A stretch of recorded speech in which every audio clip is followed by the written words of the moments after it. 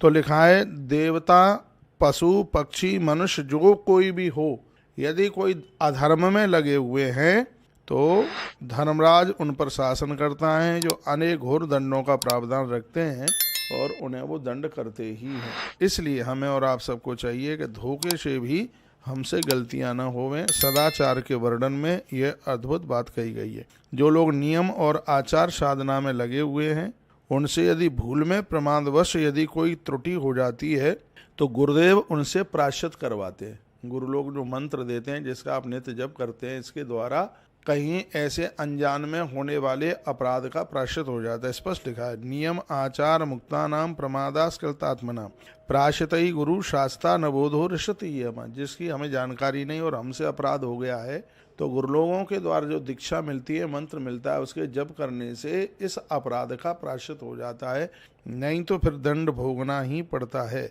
उन पर यमराज का शासन लागू नहीं होता। जिनको देखिए क्या सुंदर बात कही, इस पर लिखा प्रायश्चित गुरु शास्ता न बुद्धि ऋषति यमा। गुरुजनों ने जिसका प्रायश्चित कराया है, उनके ऊपर यमराज का दंड है वो बिल्कुल भी लागू नहीं होता। तो इतनी बड़ी अद्भुत बात बताई गई है, बड़ी अद्भुत बातें बताई गई। यद्वया तद्वया प्रद्रव्याम सर्वपात्रकम अपहृता नरो याति नरकम नात्र संशया।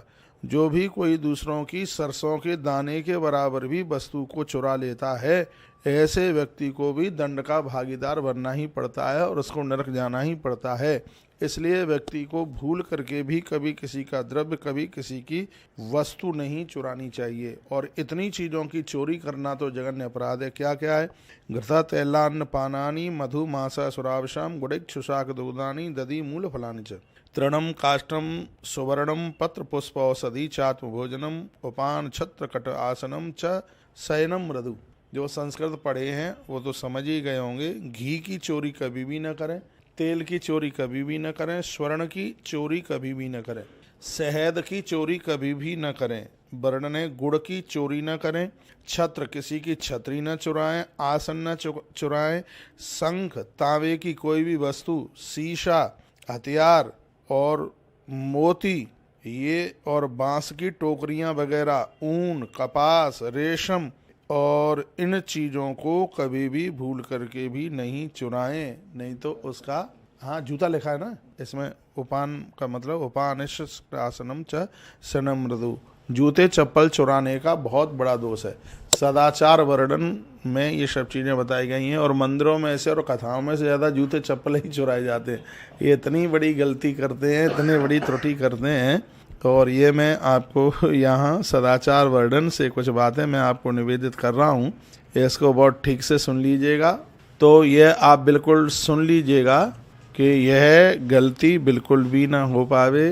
ध्यान रहें इस बात का कि हमसे किसी भी प्रकार की चोरी ना हो जाए। एक बार और बताई गई है, अचोरम चोरवश्चोरम बा चोरई से रूपिणम अविचार्थम निपस्तात्मन दात या नरकम ब्रजेत। जिसने चोरी न आए और जिसने चोरी की है और उसको बिना दंड के मुक्त कर दिया जाए, तो भले ही वो राजा क्यों ना हो, उसको भी नरकगामी बनना ही पड़ेगा।